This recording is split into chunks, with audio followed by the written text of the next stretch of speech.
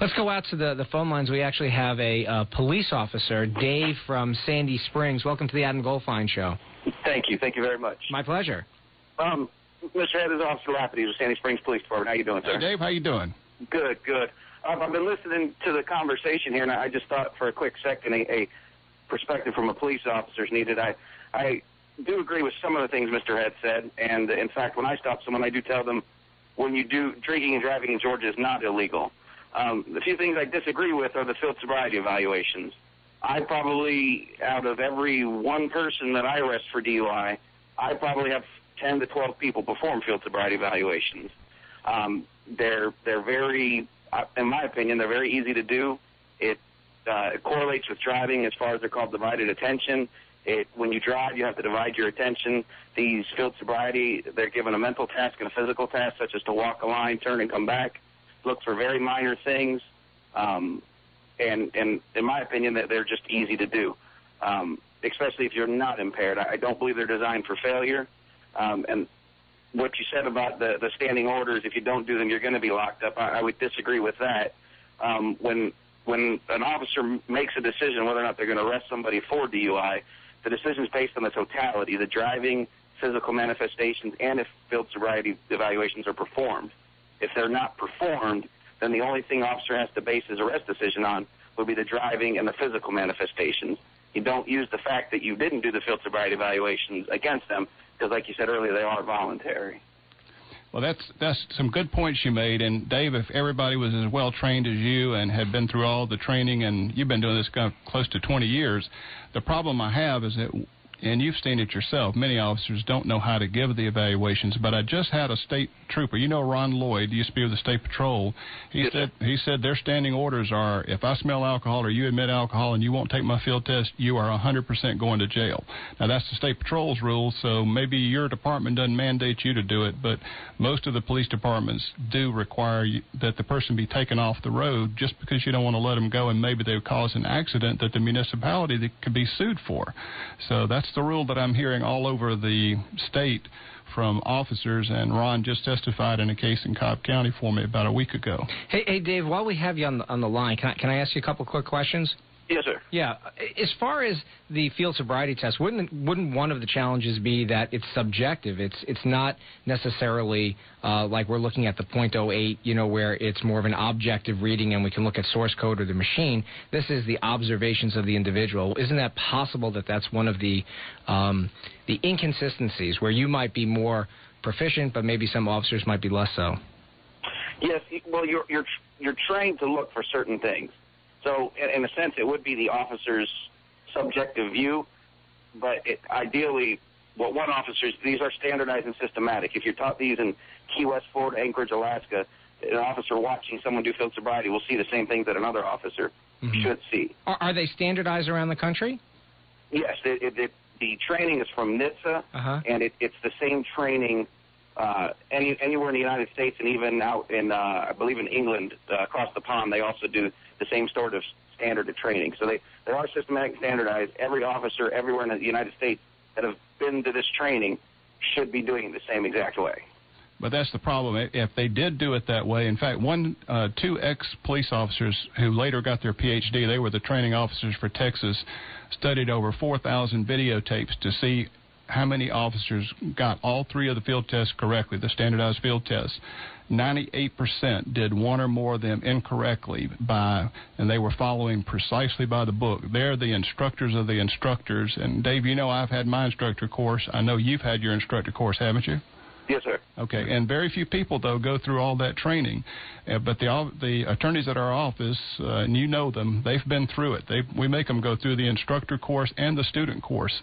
So they're as well trained as most police. And what we see in our office is better than 95% don't do the field test correctly. Now, you do it right. Tony Corrado, many of the people that you know and I know, Stanley Bryant from Roswell, a lot of them do it right. But there's other people who just don't do them correctly, and that's where I have a problem with people being arrested on evaluations that are so sensitive that you could end up going to jail for that. Hey, Dave, are there any police forces that you know that have quotas to make certain number of arrests for DUI? Not anymore. There was one department, I believe, got in some hot water earlier in the year or last year that had one. But as far as I know, in our department, no, there are no quotas. It's against the law, and it looks real bad, too. That's for the reason I do it. I don't do it out there because I want to lock someone up or I want to make any money for the city or whatever. I do it because I've had to go to somebody's house at 3 in the morning, knock on the door, and say, listen, your loved one is not coming home because either they were killed in a DUI crash or they killed somebody in a DUI crash. Yeah. And if I can prevent that, then that's my goal out there as an officer. And most of the officers I know, that's their goal. And I appreciate you sharing that with you. If you were giving advice out there to the folks in Georgia and you had to say one thing from your 20-plus years experience, what advice would you share? I would say that DUI is a preventable crime. A little planning, a designated driver, have a one-drink limit, plan to stay wherever you're going for the evening. It's preventable. Just a little pre-planning, a little thinking before you get behind the wheel, and you would never have to worry about this situation. Hey, I wouldn't get any clients then, Dave, if everybody made those good decisions. That's actually my goal here. I want you to have no clients. I'd like everyone to be safe. That would be fine. I know some other ways to make a living. Very good. Hey, Dave, thanks very much for taking the time out of the day and sharing your experience. Thanks, Dave. Hey, thank you for having me. I appreciate it. You know, it's so interesting because you can see the tension, right? You know, and the advice where everybody's really approaching it from the same side. So you have the police that obviously are sworn to protect and serve, and they have that obligation to take it seriously. And at the same time, you could see examples that if it's not done correctly, that the individual rights, you know, can be taken away from you. And, you know, when we were having lunch today, you were saying, well, imagine hypothetically if they knocked on your door and arrested you for a crime you didn't commit. What do you do if you get caught up in the system? And I think, you know, you do such a good service because that counterbalance, that yin and yang, is the only way we can have, you know, a free society. Otherwise, the pendulum can swing one way or the other. Well, I've had police officers after we've gone through a full trial and many times start off very distant and not wanting to talk or anything like that. They come up to me later and said that they had learned more in the 2 or 3 days we were at trial than they did in the police academy, and they appreciated the fact that I didn't go after them personally. Right. I just went after them on violations of training. And they don't get offended by that because if I point out what they didn't do according to their own book, how could they argue with that? And so it's never personal. In fact, Dave is I've watched him on video hundreds of times. He is one of the most polite, cordial people to everybody he goes to. You won't find an officer more cordial, but I've seen other people that look like a Sheltie dog on a little sheep. You know, they're running people and they're a little bit overbearing, but he's not. He's very polite. Let's go back out to the phone lines if we can. Kristen from Roswell, you're on the Adam Goldfein Show. Hi, Adam. Hello, Mr. Head. I actually attended a seminar that you gave in San Diego a couple of years ago. I just turned to the defense side, and I am an ex-prosecutor from California, and I had a quick story to tell you and was wondering if you had a reaction to it. Go ahead. Try to get it in if you can, because we're going to come up against a break. Okay. When I was a prosecutor, I went upstairs to prosecute a DUI, and after speaking with the defense attorney and reviewing the file for the third time, I realized that I actually had no case. And, you know, that was my job. If I have a case, I prosecute. So I dismissed the charges. Unbeknownst to me, a representative from Mothers Against Drunk Drivers was in the audience, and before I could get back upstairs to my office, had already complained to my supervisor. My supervisor had to review the file, talk to the police officer, and after about 2 weeks decided with me that there was nothing to proceed on. And we got a nasty letter from MAD, Mothers Against Drunk Drivers, and I was just wondering if Mr. Head has felt their presence here in Georgia. I appreciate the call, Kristen. Absolutely. I've had a case where I worked it out with the DA of a particular county. Very tough case. We worked it out. We had all the people who were involved in a car wreck on board to give us this workout, and MAD interfered with that, stopped the deal from going. It took us another 4 months to get the same deal through, and they basically injected themselves in a case where the people involved in the crash were on board. They knew the whole situation instead of part of the situation. So sometimes MAD can take a hardline approach when all other indications are this case should be resolved in a certain way. Let me ask you a quick question before we go back to phone lines or we start wrapping up here. If somebody is listening to the show and they want to hire or retain your firm, or a partner or a lawyer in your firm, or possibly you, is that an option for folks that are listening? Oh, sure. We always review cases for free because we think it's like going to a doctor and you have a serious medical condition. Mm-hmm. You might not like the first doctor you go to, or you might not like his or her opinion of what's going to happen to you. Say it's cancer surgery. So we tell people, come in, we give you a free appointment, we sit down with you for usually an hour and a half, and we give you our perspective on what could be done. If you don't like it, you can always walk away. And what's your website or your phone number if someone wanted to reach out to you? Well, Georgia Criminal Defense has more information, including the phone number, but... so it's Georgia Criminal... It's G-A Criminal Defense or no, Georgia? Spelled out. GeorgiaCriminalDefense.com. Okay, that's pretty easy to remember. Well, it's pretty memorable since that's what people are charged with is crimes, so... Yeah, I mean, when you have that facing you, I just can't imagine your entire world is just turned upside down. Right. It stops everything. People can't sleep. They get into arguments. They lose weight most of the time. Many people, I've had 13 suicides before the case ever came to court, just from the stress of worrying about the case. How many cases have you had personally? Oh, about 4,600 in 35 years personally, but our firm has handled well over 12,000.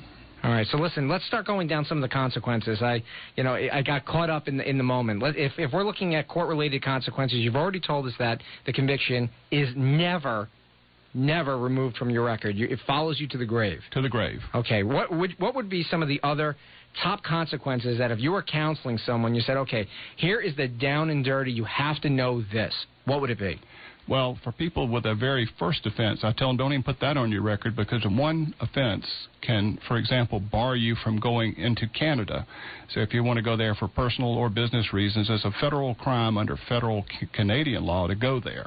In fact, if you're even charged with a DUI, you can't go to Canada. So you need to make sure that you don't do that. But the other thing, your job, that's where you're really going to be affected. This job or a future job, you may not be able to work. All right, well, hold on. When we come back, I know you have a whole list here. We'll try to cover the top 10 consequences of a DUI conviction in Georgia. You're listening to the Adam Goldfein Show on AM 750 and now 95.5 FM. News Talk, WSB.